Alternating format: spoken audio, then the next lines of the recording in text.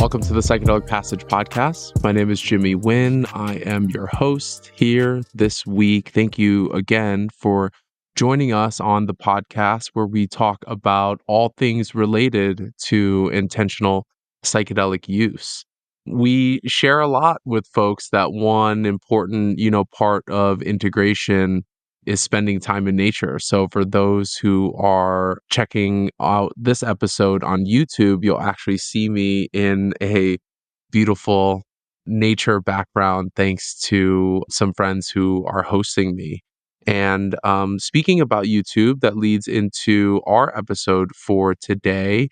We recently got a YouTube comment and request from one of our subscribers who had some questions about psychedelics as it relates to fight or flight response and sensitive nervous systems and psychosomatics as it relates to feeling intense emotions in the past. And as I'm thinking about all of these queries, it has led me to actually think that all of these questions are related around the relationship of the nervous system as it applies to intentional psychedelic use. So that'll be our topic for today. I am really grateful for all of those who are tuning in, and I hope that this conversation and dialogue can be enriching to your process as you explore how to engage in psychedelics in the right way for you. So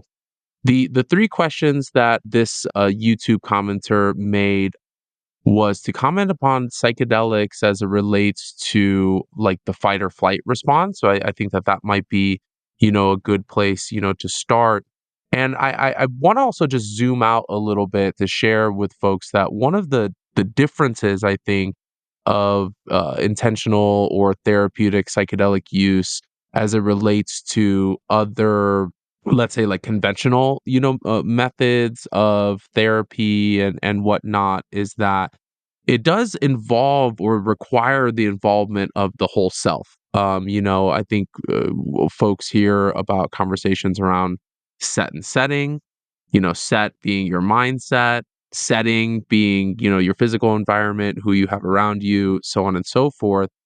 And I think often very much overlooked are these aspects of like the emotion self. Some also focus on the aspects of like the spiritual or the soulful self. And for sure, you've heard us talk a lot about the body and how that plays into the psychedelic experiences, the relationship we have with our body, and knowing that the body is a place that stores a lot of our memories and traumas and things like that. The main way that happens is through the nervous system. And so before we dive into, directly addressing some of these questions from this YouTube commenter, by the way, thank you so much for reaching out to us and asking these questions. We thought it was a really cool opportunity here at Psychedelic Passage to create an episode, around this. So I hope that not only that individual finds this conversation helpful, but I hope anyone else who's listening might be able to take away, something from there as well. So going back to what I was alluding to is that when I think about the relationship between the body and emotions and our mind and, the spiritual or soulful self, like these interconnected layers of the self as it relates to psychedelic experiences, a lot of that is connected through the nervous system. I am certainly no scientist. I am not a mental health professional, nor am I a medical professional, but I have enough understanding of the psychedelic processes to know that the nervous system is essentially like the highway and the pathways in which all of these systems are interconnected, or at least a very important aspect of that. And so it's important, I think, to think about, the nervous system not only as the mechanism in which we interface and feel and experience and connect our mind to our body, but also that it can be a tool that can be used. And I know that that's a little bit easier said than done, especially for folks who feel like they may have a deeply unregulated nervous system. Or let's say there are folks who are feeling more sensitivity around stimuli or environmental situations or triggers to the nervous system. I think in today's conversation, I want to highlight a couple of areas of discussion that I have found to be helpful with not only the clients that I work with, the clients that move through the concierge process, at Psychedelic Passage, and really just speaking about this in relation to psychedelics in general, whether you are having a recreational experience, whether you are having a more ceremonial experience, whether you're having a more therapeutic, oriented experience. Having a regulated nervous system goes a really, really long way. So we'll be talking about that a little bit today, and then also framing up not only a couple of these direct responses to this YouTube commenter, but also any best practices and ideas that might be incorporated if you are an individual who might be engaging in an upcoming psychedelic experience in an intentional or therapeutic way, or even after a psychedelic experience. There's a lot of conversation about how integration is such an important component of psychedelic use, and I think that a broader discussion around the nervous system can be potentially helpful in that regard. So, the first question that this YouTube commenter asked was if we can speak a little bit about psychedelics and the fight or flight response. And I would start by referring back to a past episode where we were talking about safety in the body, and I was highlighting this concept of like the window of tolerance that was introduced by Dr. Dan Siegel.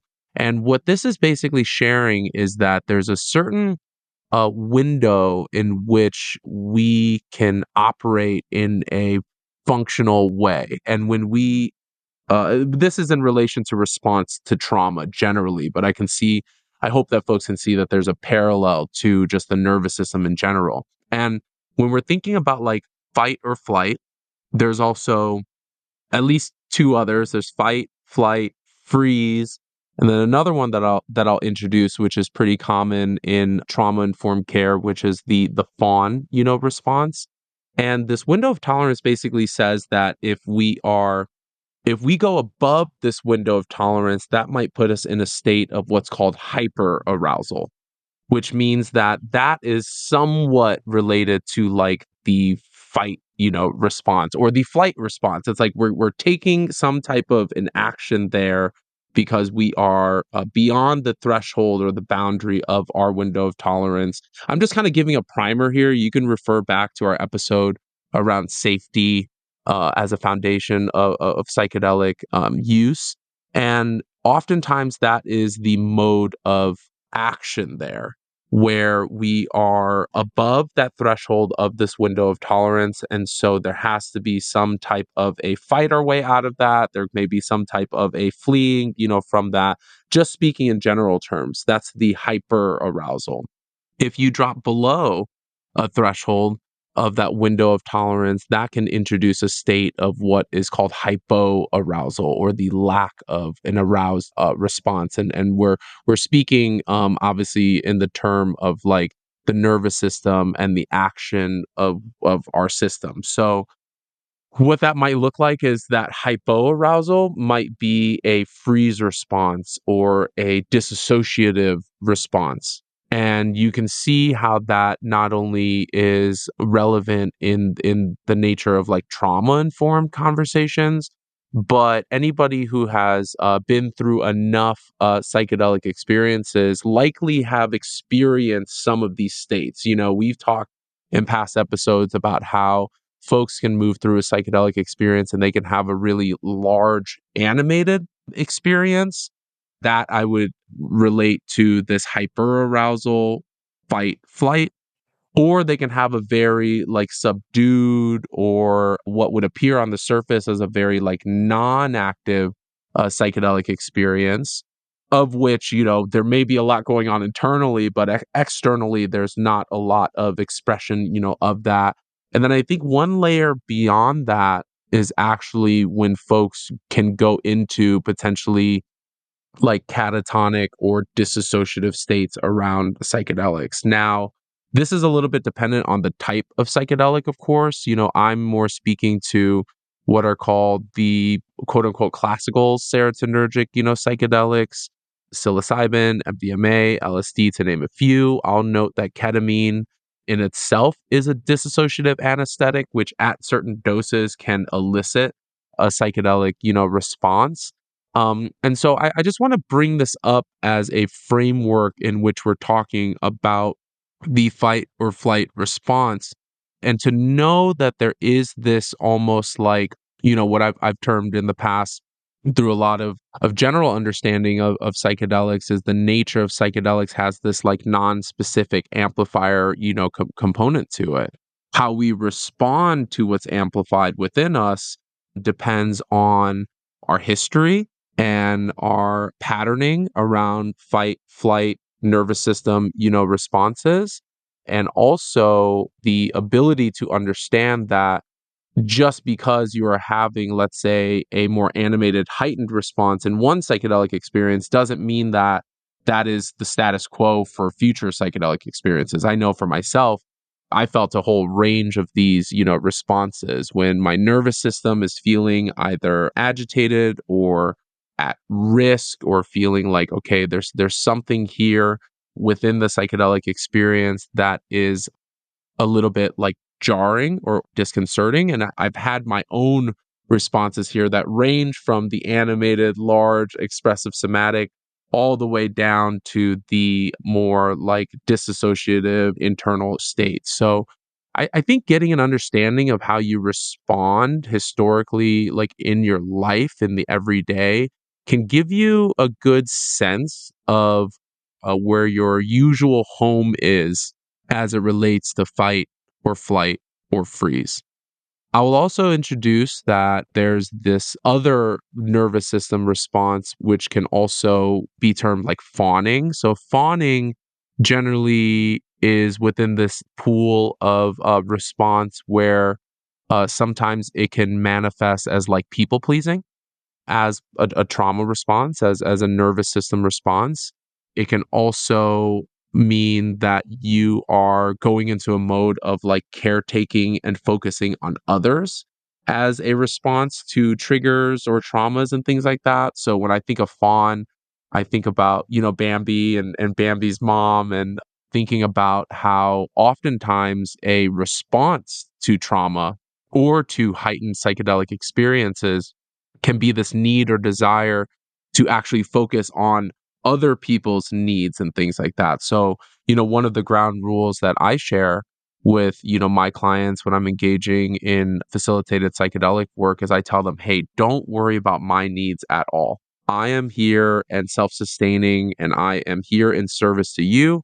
If you ever get to a point where you feel like you are more concerned about, my needs and my well being, I invite that individual to give themselves permission to then focus back on their experience and their needs. And so I think the best, piece of advice that I have around this is that in the preparation process, certainly there is an opportunity to get a better understanding on just how your nervous system works in heightened situations.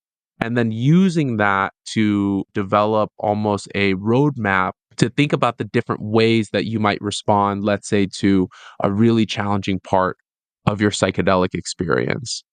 You've heard Nick and I share this, in the past, but especially with like psilocybin experiences, I find that the first like third or maybe like hour and a half of these experiences can bring up what I call this like internal struggle component. And this is to me, purely anecdotal and interpretive, is this conjunction of when the medicine, psychedelic substance or medicine starts to engage with your consciousness. And there can kind of sometimes be this like vying for control or this struggling, internally. Or another way that I might frame it is like the parts of you that are used to running the show might start to be challenged by this psychedelic experience, which can often not only take front and center of your experience during the altered state of consciousness, but can also just feel threatening to how you operate in general. And so even when there is a feeling of unsafety or a feeling of unsettling within the nervous system, regardless of if it's perceived or tangible, right? Like the feeling of unsafety can be just as jarring to our nervous system, just as actually being in danger, physical danger, or whatnot. And so, I think a part of this exploration is also like validating and giving yourself permission that you have. Or this understanding that you have different responses depending on the scenario at hand, and giving yourself permission to then validate that that feeling is real and alive for you and is okay. And then hopefully, if you're working with an experienced and skilled, facilitator or service provider or supporter, that you can also give yourself permission to get support, through these things. That's we did an episode of I think a few weeks or a couple of months ago about like solo versus supported journeys, and this is where I really think having psychedelic experiences in the support of other folks can really come into play, because you don't have to do it alone. You don't have to, ride this out, on your own and be both your caretaker and the person who's going through the lived experience. The next piece that this YouTube commenter had queried was talking a little bit about psychedelics and sensitive nervous systems, or highly sensitive people, whether that's, folks that identify themselves as like highly sensing, or folks who are just generally more sensitive to stimuli in general, audio visual stimuli, highly stimulated environments. I think about neurodivergent folks, quite often here, on how like there are certain environments that would be completely normal and totally navigable for one person, but for another person, it's overstimulating and somewhat like dysregulating. And so, knowing that psychedelic experiences have a lot of mystery to it and a lot of unknowns, it's just important to mention that regardless of whether you consider yourself to have a sensitive nervous system, or are a highly, sensing person, or if you feel like you are fairly regulated, in your nervous system, there can be this sense of overwhelm that can come up in psychedelic, experiences. And I'm sensing that this YouTube commenter is talking a little bit about that. Like, if my nervous system is feeling too sensitive or too stimulated or too overloaded, what are some ways and things that can be employed to navigate that? So where I focus here is that the preparation process is so vital. If you are identifying yourself as just a generally sensitive person as it relates to your nervous system, or maybe just like dosage of medications or things like that, then the preparation process can actually create a really great container for you to do what I call like practice runs of developing mindfulness skills and grounding and re-regulation skills in a way that you can get reps even before the altered state of consciousness when you are under the influence of psychedelic medicine. So I share with folks that the better that you can practice in the preparation process, if you get dysregulated, or if emotions run rampant and start to kind of take over your day or your lived experience, or if you are feeling like unsettled, the more that you can practice in the preparation process of like, okay, how can I return to center? How can I calm the nervous system through breathing techniques or visualization, techniques, or finding that place of safety within that window of tolerance? How can I return back to center? And this is a process that is easy to talk about, but it's very different for each individual. And so the more that you can get in these practice rounds, these reps, and the more that you can practice that in your ordinary and general state of consciousness, the higher likelihood that you can use those same tools in the psychedelic experience. So for some folks, that's very auditory, whether it's, saying a mantra, or for more spiritually oriented people, saying a prayer or affirmations and reminders. For some other folks, it's a little bit more of like a body kind of regulation thing where it's about like, okay, can I take some deep belly breaths to kind of practice in my body and kind of slow down and kind of calm the nervous system? And then for other folks, this can be almost like a more like internal, like visual experience. Can I visualize a time and a place where I felt grounded, or I felt more secure in my expression of emotions, feelings, content, life content, trauma, whatever, might come up. I think it's also worth noting, and this kind of relates to this third piece that this YouTube commenter was asking about, which is like any thoughts on psychosomatic pain while feeling intense emotions in the past. And one thing that I actually heard yesterday through a presentation from my friends at Beckley Academy was one of the presenters was sharing, sometimes it's too painful to go back into the body. Now, that's a little bit counterintuitive because when we're talking about psychosomatic pain or just somatic work within the body, which is generally related around releasing trauma and doing a processing that's through the nervous system in our body. You've heard us reference a couple of books like The Body Keeps the Score by Bessel van der Kolk, which is more of, I feel like, a textbook oriented, approach to this work. We also reference a lot of Dr. Peter Levine's work, where he talks about the regulation of the nervous system in books such as like Waking the Tiger. And one of these ideas is that like society and life doesn't really afford us these opportunities of our body having the inherent knowledge and the ability to return back to center or return back to baseline, or in this, conversation, returning back to a regulated nervous system. So maybe you go through a challenging psychedelic experience, or just a really meaningful psychedelic experience that kind of like throws you off for a couple of days, and then you got to return back to work on Monday. Or maybe you don't have the space to process or complete the somatic process. And so it can be really challenging on like, okay, how do I return back to my everyday life? So I just want to acknowledge that for some folks, depending on their trauma profile, depending on what they have going on in their life, sometimes it's too painful to go back into the body. And what I want to share here is that that's okay.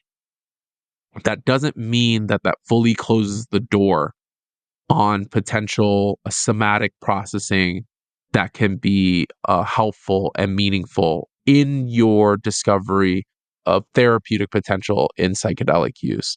Now, psychosomatic pain is pretty interesting, and I think what this YouTube commenter is kind of highlighting is that there can be almost like a physical felt sense when, let's say, you're feeling an intense emotion in the past. So I've seen this show up like a couple of different ways, and I'll share at least like for myself. There was, an experience that I had where I had this almost like I felt like in the psychedelic experience, like my heart was like cracking open. And one of the things in that experience that was actually really helpful was that because it kind of cracked open my heart in a really like meaningful way, it actually allowed me to release some trauma and some, residue that was stirring around, inside of me. Now, what that felt like in actual terms is I was like, oh my God, am I having a heart attack? Am I having like, what is this pain here that I'm feeling? And so in that regard, I was lucky to just have like basic first aid skills to like, check my heart rate and check, my blood pressure, things like that, to be like, okay, it actually seems like I'm physically fine, but there's still this sensation, this pain that I'm feeling. I'm reminded of a book, The Untethered Soul by Michael Singer, where in that book he describes that oftentimes when we're thinking about trauma-informed work or when trauma is locked into our body, sometimes the process of releasing that trauma can actually feel just as painful as when that first trauma was received or entered our system in the first place. And so I share with folks that there is sometimes a feeling that, you're feeling psychosomatic pain and it comes associated with intense emotions, whether currently or in the past. And I think that the paradigm in our society right now is like, how do we avoid pain? How do we limit symptoms? And what I found in psychedelic work is actually quite the opposite. It's how do we lean into pain as a focal point on processing and releasing whatever that pain is. And so that can be a little counterintuitive to the way that we think about substances and medications in general. Hey, you have acid buildup in your stomach. So I'm just going to take this acid reducer to relieve that. And so the idea generally is that substances and medications are generally used to relieve symptoms.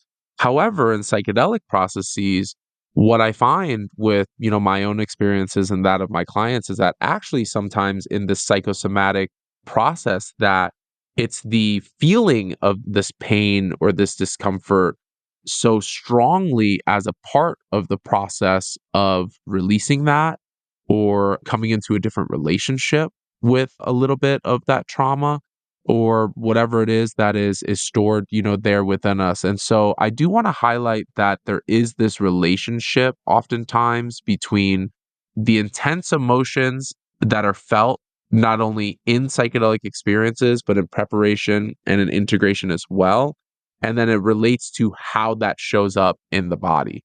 And so definitely something to, consider and be aware of. And, it's important to look at these things in different layers. Like, okay, if I'm feeling like my left shoulder locking up in a psychedelic experience and there's pain there. Okay, first I'm thinking, all right, that might be a skeletal muscular thing. Did I slip and fall? Did I hurt myself at some point? Did I, so on and so forth? Okay, that's cleared and checked. How long have I felt this in this area before? Is it associated to a certain emotional state or feeling that I have? Is there any relationship to the emotions that I'm feeling and how it's showing up in the body? Now, you can see that if we are generally disconnected from our mind and our body and our emotion self, if we view those as different unrelated entities, then it can be a little bit more difficult to kind of draw those connections and that bridges. I think also the other thing that's worth mentioning here is that sometimes these things are present with us, but we're just not aware of it. Or we have developed enough like coping mechanisms to where we are almost like oblivious to, let's say, psychosomatic pain or how these things show up in our body. So, one of the things that can happen in the use of psychedelic substances intentionally is that just the heightened awareness can actually highlight things that we've been feeling, but we've gotten so good at dismissing or disassociating ourselves from that feeling, and that this increased awareness in psychedelic experience is actually like reminding us, oh, there's something here, there's something kind of locked and stored away in my gut that's not feeling very safe and secure right now. And so that can be a little jarring and I think disconcerting, for folks, but it can also be a really powerful tool.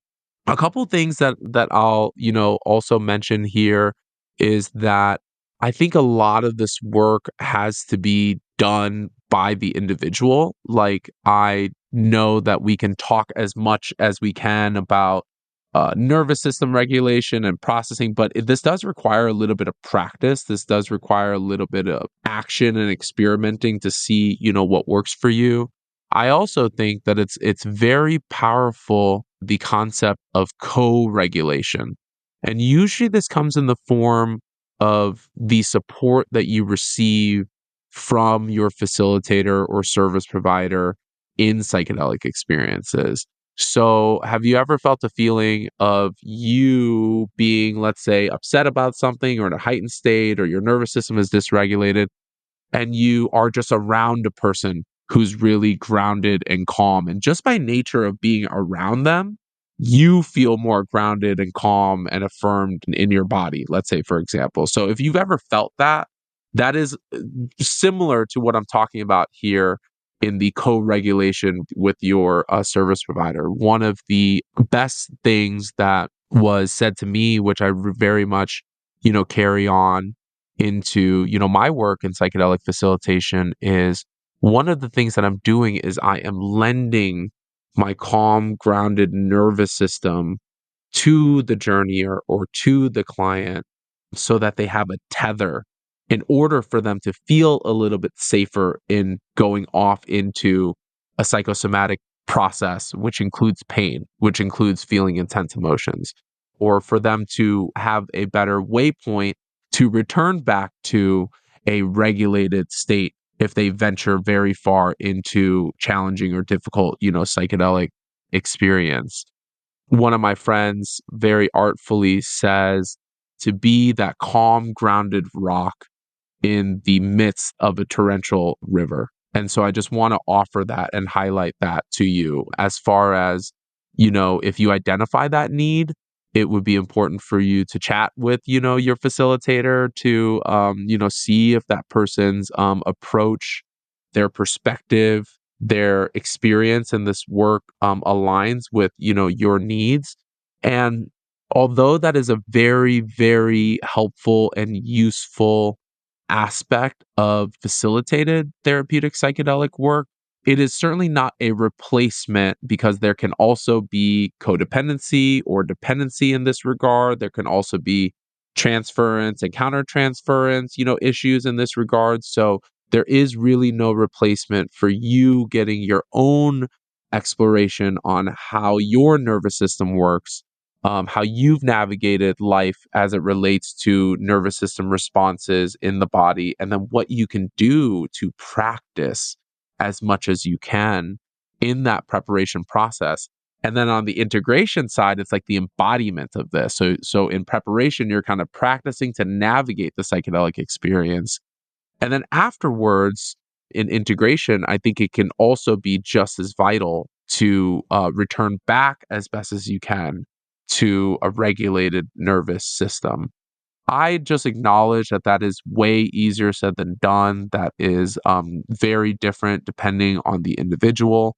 That is dependent upon the psychedelic experience themselves. That's dependent upon the intentions that, folks have around any given psychedelic experience. But I do want to share with folks that I very much believe that with the right support, with the right internal work, and with a level of awareness and thoughtfulness and like non-judgment of yourself with how you've operated for, this point up into your life, that can give you some space and grace for you to find the pathways that are right for you here as it relates to how can I regulate my nervous system so that I can show up fully with my whole self in the psychedelic experience. So that leads us towards the end of our episode here today. Again, thank you so much for this really ripe, dialogue and conversation that was initiated by our YouTube commenter. We welcome folks in our community to, reach out with any, thoughts or ideas for podcast episodes, and we are happy to chat about that. And maybe that will inform another meaningful conversation for folks as well. So, before we wrap up, I do want to take some time to read a quick review from our team. This individual went through a ceremonial program with us. Speaking about one of the facilitators, they said, "I feel my facilitator goes above and beyond with all the healing modalities they weave into their work. Their level of expertise in healing spirit, mind, body helped me feel safe as somebody new to this kind of work, and I had a profound experience in their care." And I invite anybody who is listening to this episode, regardless of where you're at in the stage of psychedelic exploration, to feel free to reach out. Reach out to our support team, that's support at psychedelicpassage.com.